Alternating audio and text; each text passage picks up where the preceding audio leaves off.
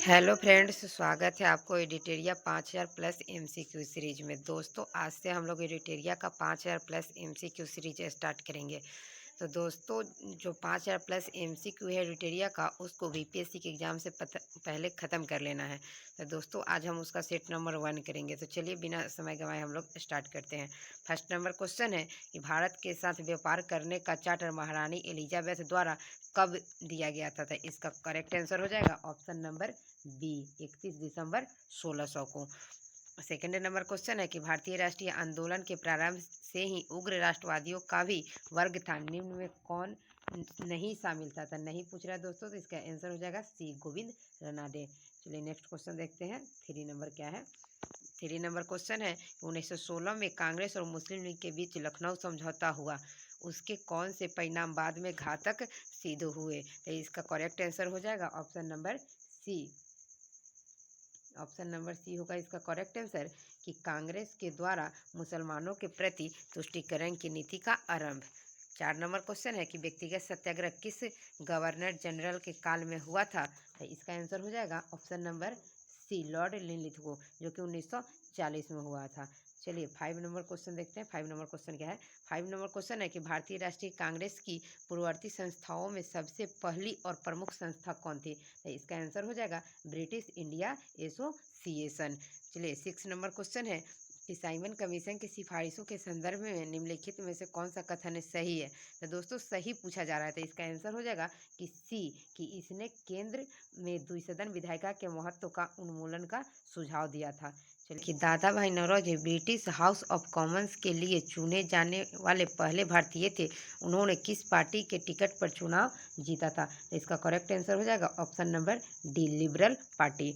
8 number question है कि भारत पर हुनों का प्रथम आक्रमण किस शासक के समय हुआ था? तो यह हुआ था स्कंदगुप्त के समय। ऑप्शन सी इसका बिल्कुल सही आंसर होगा। नेक्स्ट क्वेश्चन देखते हैं दोस्तों। नेक्स्ट क्वेश्चन क्या है? नेक्स्ट क्वेश्चन है क्वेश्चन नंबर 9। क्वेश्चन नंबर 9 है कि एहोल अभिलेख किस शासक से संबंधित है? तो एहोल अभिलेख जो है वह पुलकेशिन द्वितीय से संबंधित है। ऑप्शन सी सही आंसर होगा। 10 नंबर क्वेश्चन है कि सत्यमेव जयते किस उपनिषद में संग्रहित है? यह है मुंडको उपनिषद में। ऑप्शन नंबर डी बिल्कुल सही है। चलिए नेक्स्ट क्वेश्चन देखते हैं। नेक्स्ट क्वेश्चन क्या है?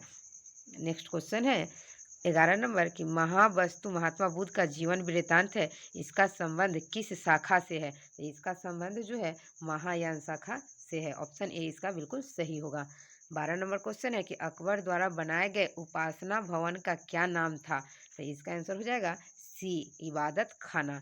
चलिए नेक्स्ट क्वेश्चन है आपका 13 नंबर क्वेश्चन है कि प्रसिद्ध संगीतकार तानसेन और बैजू बावरा किसके शासनकाल में सुविख्यात थे?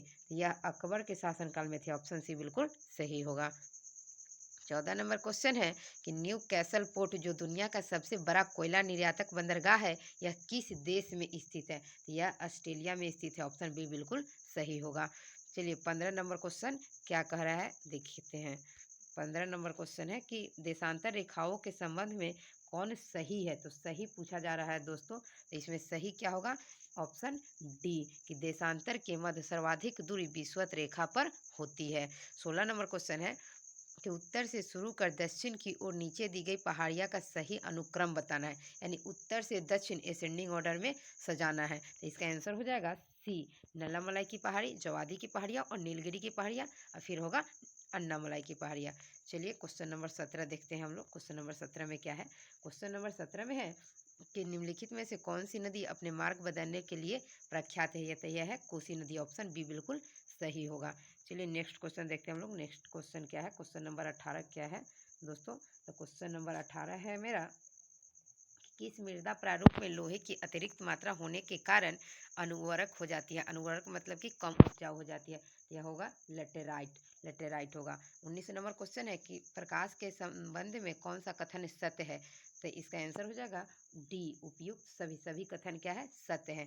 20 नंबर क्वेश्चन है कि बायोगैस संयंत्र में निम्नलिखित में से कौन सी प्रक्रिया होती है? तो बायोगैस में सभी जानते हैं दोस्तों कि किण्वन की प्रक्रिया होता है।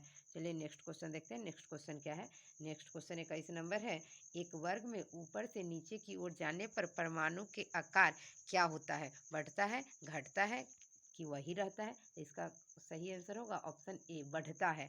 22 नंबर क्वेश्चन है, वायुमंडल में प्रकाश की विसरण का कारण क्या है? तो वायुमंडल में प्रकाश का विसरण का कारण धूलकण है, ऑप्शन बी बिल्कुल सही होगा। चलिए 23 नंबर क्वेश्चन है कि किसी भी यौगिक का ऑक्सीकरण संख्या क्या होता है? तो इसका आंसर हो जाएगा डी नंबर 0। सर्प विरोधी सुई किस तत्व का एक यौगिक है? तो यह हो जाएगा स्वर्ण यौगिक, ऑप्शन ए इसका बिल्कुल सही है। चलिए नेक्स्ट क्वेश्चन देखिए। नेक्स्ट में पूछा जा रहा है 25 नंबर में कि दाब का विमीय सूत्र क्या है? तो दाब का विमीय सूत्र होता है ml⁻⁻1 T⁻²। तो ऑप्शन बी बिल्कुल सही है। चलिए नेक्स्ट क्वेश्चन देखते हैं। नेक्स्ट क्वेश्चन क्या है? नेक्स्ट है कि जैव सेल क्या है? तो जैव सेल कोयला है, ऑप्शन ए इसका बिल्कुल सही है। 27 नंबर क्वेश्चन है कि याददाश्त का संबंध मस्तिष्क के निम्न में से किस भाग से है? तो याददाश्त जो हम लोग याद करने की क्षमता होता है वह सेरेब्रम से संबंधित है, ऑप्शन डी बिल्कुल सही है। 28 नंबर क्वेश्चन है कि एक जीवाश्म पक्षी का नाम बताइए जो एक पक्षी की तरह दिखता है लेकिन सरीसृप के जैसी अन्य विशेषताएं होती है। तो इसका सही आंसर होगा ऑप्शन बी जो कि आर्क्योपैरिक्स से है। चलिए दोस्तों 29 नंबर क्वेश्चन देखते हैं। 29 नंबर क्वेश्चन क्या है? 29 नंबर में है कि मानव शरीर में सर्वाधिक मात्रा में पाए जाने वाला तत्व कौन सा है? तो इसका आंसर हो जाएगा O2, ऑक्सीजन जो है सही आंसर होगा। नेक्स्ट क्वेश्चन है दोस्तों कि परिपथ के किन्हीं दो बिंदुओं के बीच विभवांतर मापने के लिए किसका उपयोग किया जाता है? तो विभव या विभवांतर दोनों का एसआई मात्रक वोल्ट होता है, इसका आंसर हो जाएगा बी वोल्ट मीटर। चलिए नेक्स्ट क्वेश्चन देखते हैं। नेक्स्ट क्वेश्चन क्या है मेरा? नेक्स्ट क्वेश्चन है हमारा कि आपातकाल नेक्स्ट है कि आपातकाल के दौरान मौलिक कर्तव्य या मौलिक अधिकारों का निलंबन कौन कर सकता है? तो आपातकाल के दौरान मौलिक अधिकारों का निलंबन किसके द्वारा किया जाता है दोस्तों? तो इसका राइट आंसर हो जाएगा सी भारत के राष्ट्रपति के द्वारा किया जाता है। चलिए 32 नंबर क्वेश्चन है कि प्राक्कलन समिति के सदस्यों का कार्यकाल कितने वर्ष का होता है? तो प्राक्कलन समिति के सदस्यों का कार्यकाल 1 वर्ष का होता है, ऑप्शन ए बिल्कुल सही है। 33 नंबर क्वेश्चन है कि निम्नलिखित में से किसके अनुमोदन से भारत की संचित निधि से पैसा निकाला जाता है? तो इसका सही आंसर हो जाएगा भारत की संसद, ऑप्शन डी बिल्कुल सही है। चलिए क्वेश्चन नंबर 34 देखते हैं। क्वेश्चन नंबर 34 है कि भारतीय संविधान में विधि के समक्ष समता किस देश के संविधान से लिया गया है? तो इसका आंसर हो जाएगा डी जो कि ब्रिटेन के संविधान से क्या किया गया है? लिया गया है। चलिए 35 नंबर क्वेश्चन है कि संविधान संशोधन प्रक्रिया संविधान के किस भाग में उल्लेख किया गया है? तो इसका आंसर हो जाएगा डी जो कि भाग 20 में है।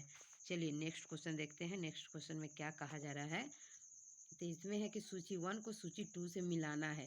तो भाषाओं का उल्लेख दोस्तों 8वीं अनुसूची में है। तो भाषा जो है हमारा वो 8वीं अनुसूची में हो जाएगा। दल बदल निरोध 10वीं में है और 73वां संविधान संशोधन 11वीं अनुसूची में है और भूमि सुधार 9वीं में है। तो इसका सही आंसर हो जाएगा बी। चलिए 33 नंबर क्वेश्चन कहा जा रहा है कि 1833 के चार्टर अधिनियम के अंतर्गत प्रथम विधि आयोग का गठन किसकी अध्यक्षता में किया गया था? तो इसका सही आंसर होगा option number B Lord Macaulay. चलिए क्वेश्चन नंबर 38 देखते हैं। 38 क्या कह रहा है? 38 में है कि निम्नलिखित में से कौन सी औषधि या क्रांति प्याज और झींगा उत्पादन से है? तो प्याज और झींगा उत्पादन से कौन है दोस्तों? तो यह है गुलाबी क्रांति। चलिए ऑप्शन इसका सी बिल्कुल सही हो जाएगा। 39 नंबर क्वेश्चन है कि निम्नलिखित में से किन दो संस्थाओं को ब्रेटन वुड्स जुड़वा के नाम से जाना जाता है? तो यह होगा IMF और विश्व बैंक, ऑप्शन सी इसका बिल्कुल सही आंसर है। चलिए नेक्स्ट क्वेश्चन देखते हैं। नेक्स्ट क्वेश्चन क्या कहा जा रहा है हमारा? नेक्स्ट है 40 नंबर क्वेश्चन कि किस वर्ष भारतीय रिजर्व बैंक का राष्ट्रीयकरण किया गया था? तो दोस्तों राष्ट्रीयकरण तो इसका 1949 में हुआ था लेकिन इसकी स्थापना 1935 में हुआ था 1934 के एक्ट के तहत। चलिए 41 नंबर क्वेश्चन है कि हिंदू राष्ट्र का विचार मूलतः किसका है? तो इसका सही आंसर हो जाएगा BD सावरकर। 42 नंबर क्वेश्चन है कि भारत में आय कर है कैसा कर है? यह प्रत्यक्ष और प्रगतिशील है, ऑप्शन बी इसका बिल्कुल सही है।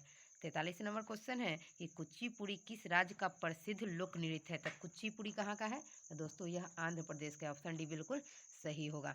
चलिए 44 नंबर क्वेश्चन देखते हैं क्या कहा जा रहा है। तो 44 नंबर क्वेश्चन है दोस्तों हिमानी उत्तम पर्व का संबंध किस खेल से है? तो इस खेल का कौन सा खेल है दोस्तों? तो यह है मलखंभ जो खेल है उससे संबंधित है, ऑप्शन बी इसका बिल्कुल सही होगा।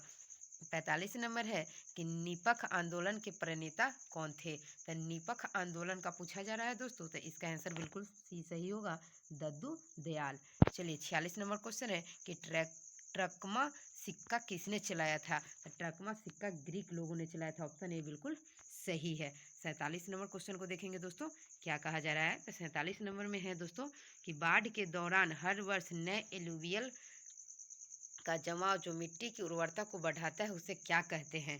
तो डायरेक्ट रूप से ये नहीं पूछा जा रहा है दोस्तों कि नवीन जलोढ़ मिट्टी को क्या कहा जाता है और पुराने जलोढ़ मिट्टी को क्या कहा जाता है। तो नवीन जलोढ़ मिट्टी को हम लोग खादर कहते हैं, ऑप्शन बी इसका बिल्कुल सही, ऑप्शन ए पर है बिल्कुल खादर सही होगा। पुराने जलोढ़ मिट्टी को बांगर कहते हैं।